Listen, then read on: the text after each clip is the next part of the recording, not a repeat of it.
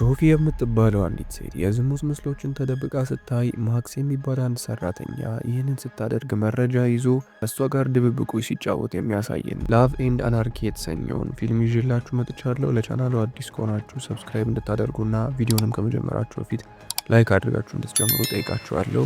ወደ ፊልማችን። ፊልሙ የሚጀምረው ሶፊ የምትባል አንዲት ሴት በህትመት ቤት ዳይሬክተር ሆና ለመጀመሪያ ጊዜ ወደ ስራ ለመሄድ ስትዘጋጅ ነው። ቢሮ ከደረሰች በኋላ የድርጅቱ ዳይሬክተርን ሮኒን ታገኘዋለች። በመቀጠልም ለሰራተኞቹ የእንኳን ደህና መጣችሁ አቀባበል ታደርግላቸዋለች። በዚህ ፕሮግራም ላይ ጊዜያዊ ሰራተኛ የሆነው ማክስ አርፍዶ በመምጣቱ ይቅርታ ይጠይቃል። ሶፊም ስብሰባውን ከጨረሰች በኋላ ወደ ቢሮዋ ተመልሳ ትሄዳለች። ብዙም ሳይቆይ ከግድግዳው የሚወጣ አንድ የሚያበሳጭ ድምፅ ትሰማለች። ድምፁንም የሚያሰማው ማክስ መሆኑን አስተውላ ሰራተኞቹ በሰላም መስራት እንዲችሉ ከስራ ሰዓት ውጪ እንዲሰራ ትጠይቀዋለች። ከዚያም በኋላ ከስነ ጽሑፍ ዳይሬክተር ፍሬድሪክ እና ከህዝብ ግንኙነት ኃላፊው ዴኒስ ጋር ሌላ ስብሰባ ታደርጋለች። ሶፊም ወደ ቤት ከተመለሰች በኋላ ለባለቤቷ ዮሐና በህትመት ቤት ስላገኘችው የመጀመሪያ ስራዋ ትነግረዋለች። በዳይሬክተርነት ዘመኗም ቤታቸውን እንደምታድስና እሱን ጊዜ እንደምትሰጠው ትነግረዋለች። የመኝታ ሰዓት ሲደርስም ሶፊ ወደ መታጠቢያ ቤት ሄዳ ከጭንቀቷ ለመላቀቅ አንዳንድ የማይሆኑ ፊልሞችን ትመለከታለች። ከዛ በማግስቱ በስራ ቦታ ላይ ጠረጴዛው ላይ ተቀምጣ እየሰራች ያለ ከቴክኒክ ሰራተኛው ማክስ አሁንም ሌላ የሚረብሽ ድምፅ ትሰማለች። ከዚያም በድጋሚ ድምጡ የሰራተኞቹን ትኩረት ስለሚሰርቅ ከሰራተኞቹ የስራ ሰዓት ውጭ እንዲሰራ ተነግረዋለች። ሰራተኞቹ ከሄዱ በኋላም ሶፊ በህትመት ቤቱ ውስጥ ቀርታ ጭንቅላቷን ለማስታገስ አሁንም የዝሙት ፊልሞችን መመልከት ትጀምራለች። ማክስም ይህንን ስታደርግ ሲያት በድብቅ የተለያዩ ፎቶዎችን ያነሳታል። በማግስቱ ማክስ ሶፊ ከቢሮዋ ስትወጣ ጠብቆ ስትመለከት የነበረውን የዝሙት ፊልሞች እያየች የምታደርገውን ሁሉ እንደሚያውቅና መረጃም እንደያዘ ይነግራታል። ሶፊም በመደናገጥ ስለ ማክስ በተለያዩ ድረገጾች ላይ ለማጣራት ትሞክራለች። በዚህ የማጣራት ሂደት ማክስ ድሃ በመሆኑ እሱን በገንዘብ ለማታለል ትወስናለች። ከዚያም ሶፊ በሚቀጥለው ቀን ለማክስ ፎቶዎቿን ከስልኩ እንዲሰርዝላትና በምላሹም ደግሞ ገንዘብ እንደምትሰጠው ቃል ትገባለታለች። ነገር ግን ማክስ ሁኔታውን ተጠቅሞ ለምሳ እንድትጋብዘው ይጠይቃታል። በመጨረሻም ሶፊ የማክስን ፍላጎት ገንዘባ ግብዣውን ትቀበላለች። ምሳ እየበሉ እያለም ማክስ ሶፊን እነዛን የዝሙት ፊልሞች ለምን እንደምትመለከት ለማወቅ ቢጠይቃትም በመሃል ግን ጓደኛዋ ንግግራቸውን ታቋርጣቸዋለች። ከዚያም ማክስ ፎቶዎቹን ከስልኩ እንደሰረዘ ለሶፊ ያረጋግጥላታል። ሶፊ ግን ስላላመነችው የማክስን ስልክ ይዛ ወደ ስራ ቦታው ትመለሳለች። ከዚያም በኋላ የድርጅቱ ሰራተኞች የሆኑት ዴኒስ እና ፍሬድሪክ በግል አካውንታቸው ላይ በተደረጉ አግባብ ያልሆኑ ውይይቶች ምክንያት አንድ ሰው አካውንታቸው እንደጠለፈ ስላመኑ ችግሩን ለመፍታት ወደሚችሉበት የቴክኒክ ሰራተኛ ወደ ማክስ ይሄዳሉ። ነገር ግን ስልኩ በሶፊ እጅ ስለነበረ ስልኩ እንደሚያስፈልገው ያሳውቃታል። ሶፊም ስልኩን ለማስመለስ ብሎ የሰራተኞቹን አካውንት በመጥለፍ እቅዱን ያዘጋጀው ራሱ ማክስ እንደሆነ ትጠረጥራለች።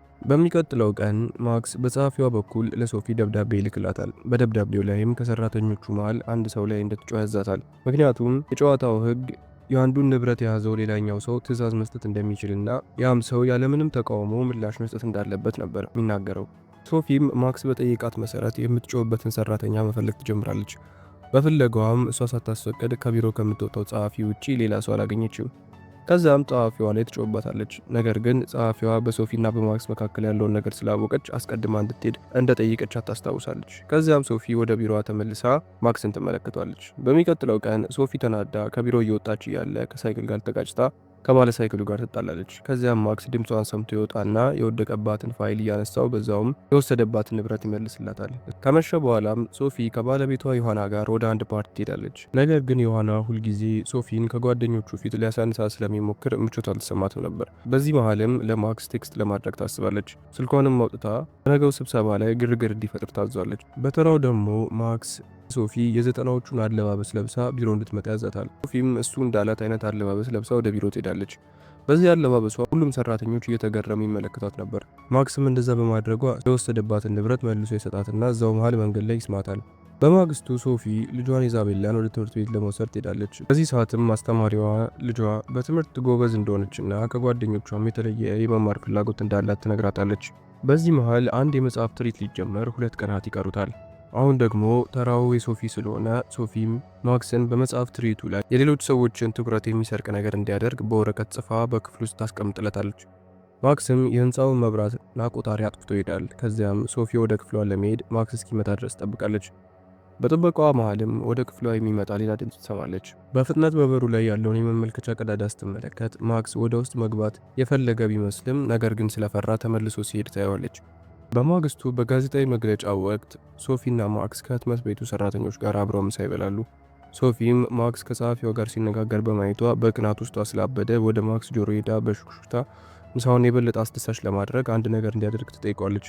ማክስም በትዕዛዙ መሰረት ወደ ቤቱ ሄዶ ማንም ሰው እንደሌለ ካረጋገጠ በኋላ እዛ ጋ ያሉት ምግቦች ላይ አደንዛዥ እጽ ለማስገባት ይወስንና ሀሳቡንም ያደርገዋል። ነገር ግን ለሶፊ ይህንን ምግብ እንዳትበለው ያስጠነቅቃታል። ከዚያም የቀሩት ሰራተኞች ምግቡን ከተመገቡ በኋላ ከሶፊና ከማክስ በቀር ሁሉም ሰራተኞች በተጨመረው እጽ ምክንያት ንቃተ ህሊናቸውን ስተዋል። በሌላ ሰዓት ሶፊ ማክስን ወደ መዋኛ ገንዳው አብሯት እንዴት ጠይቀውና አብረው ጥሩ ጊዜ ያሳልፋሉ። በመቀጠልም ወደ ሆቴል ተመልሰው ለመጀመሪያ ጊዜ ግንኙነት ይፈጽማሉ። የመጽሐፍ ትርኢቱ ካለቀ ከጥቂት ጊዜ በኋላ ሁለቱም ወደ ህትመት ቤቱ ተመለሱ። ነገር ግን ማክስ ሶፊን አላገኛትም። ምክንያቱም ደግሞ በመካከላቸው በተፈጠረው ግንኙነት ምክንያት ለ3 ሳምንታት ቤት ሆና እንደምትሰራና ለሚደውልላትም ስልኮች ምላሽ እንደማትሰጥ በማሳወቋ ነበር። ይህንን ያስተዋለው ማክስም ወደ ቤቷ ለመሄድ ይወስናል። በውሳኔው መሰረትም ወደ ቤቷ ለመሄድ የእሱን ስልክ ለምን እንደማትመልስ ይጠይቃታል። ሶፊም በመካከላቸው የሆነው ሁሉ ስህተት እንደነበር ለማክስ ትነግረዋለች። በዚህ ብቻ ግን አላበቁም። በድጋሚ ከሱ ጋር ግንኙነት ሊፈጽሙ ሲሉ በድንገት ዮሐና ወደ ቤት ይገባል። ሶፊም በድንጋጤ ለዮሐና የዕቃ ማጠቢያ ማሽኑ ስለተበላሸ ማክስ እንደጠራችው ትነግረዋለች። ማክስም ሶፊ ባደረገችው ነገር በመናደድ ቤቱን ለቆ ይወጣል። ይህንን የተመለከተችው ሶፊም በሚቀጥለው ቀን ወደ ህትመት ቤቱ ሄዳ ይቅርታ ትጠይቋለች። እሱም ይቅርታ አድርጎላት ወደ እሱ ቤት ይጋብዛታል። እሷም ግብዣውን ተቀብላ ወደ እሱ ቤት በመሄድ ቀኑን በሙሉ በማሳለፍ በማግስቱም ከማክስ ጋር አብራ ወደ ቢሮ ትሄዳለች። የሶፊንና የማክስን ግንኙነት ያስተዋለችው የሶፊ ጸሐፊ ሶፊ ስልጣኗን ተጠቅማ ከእድሜዋ ከሚያንስ ሰው ጋር ለመቀራረብ በሞከሯ ለፖሊስ ለማሳወቅ እንደሚችል ትነግረዋለች። ማክስ ግን ጸሐፊዋ ለምትለው ነገር ትኩረት አልሰጣትም ነበረ። ሶፊም ወደ ቤት ከተመለሰች በኋላ ለልጇ ኢዛቤላ ኩኪስ ለማዘጋጀት ትሞክራለች። ነገር ግን ዮሐና እንደተለመደው ያፌዝባታል። የባሏ ፌዝ ያስከፋት ሶፊ ወደ መታጠቢያ ቤት ሄዳ ብቻዋን ታለቅሳለች። ማክስ ደግሞ እናቱንና ታናሽ ወንድሙን ለማግኘት ይሄዳል። በጨዋታ መዋልም ታናሽ ወንድሙ ማክስን ፍቅረኛ ይዞ ከሆነ ብሎ በማሰብ ይጠይቀዋል። ማክስም ከአንዲት ቆንጆ ሴት ጋር በፍቅር ግንኙነት ውስጥ እንደሆነ ነግሮት ፎቶዋን ያሳየዋል። የማክስ እናትም ልጇ የፍቅር ግንኙነት ውስጥ እንደገባ ስታውቅ በጣም ትገረማለች። ይህ በእንዲህ እንዳለ ዮሐና ሶፊን በለንደን ለመኖር እንደወሰነና በህትመት ቤቱ ያለውን ስራ ለቃ በቅርቡ ወደዛ እንደሚሄዱ ይነግራታል። ነገር ግን ማክስ ሲነጋገሩ ቢሰማም ምን እየተካሄደ እንዳለ አልተረዳም ነበረ። ማክስም በሰራተኞቹ ሁሉ ፊት ሶፊ ላይ ጮህና ከሷ ጋር ለመነጋገር ወጣ።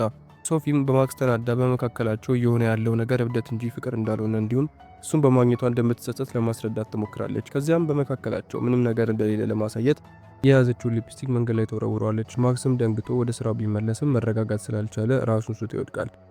ሶፊም ከሱ በመለየቷ በጣም ታዝናለች። በማግስቱ ዮሐና ከጓደኞቹ ጋር ያለውን ነገር ለመጨረስ አብራው እንድትመጣ ለሶፊ ሀሳብ ያቀርብላታል። እሷም አብራው ትሄዳለች። ከዛም ዮሐና እንደተለመደው የሶፊ አባት እብድ እንደሆነ በመናገር ይቀልድባታል። አሁኑ በጣም ስለተናደደች እሷን መልሳ መጥፎ ንግግሮችን ጓደኞቹ ፊት ትናገራለች። ከዚያም መታጠቢያ ልብስ ለብሳ ወደ ህትመት ቤቱ በመሄድ ስብሰባውን ታቋርጣለች። ከዚያም ከስብሰባ አዳራሹ ወጣችና ማክስን ተከትላ እስካሁን ወደ ለንደን እንዳልሄደች ተናግረዋለች። እሷም ከሱ ፍቅር እንደያዛትና የራሱን መንገድ ለማግኘት እየታገለ ካለ ወጣት ጋር ያለት ግንኙነትን የሚቃወሙትን ማህበረሰቦች ሁሉ እታ ከሱ ጋር አብራ ለመሄድ ትወስናለች። ፊልሙም እዚህ ጋር ያበቃል።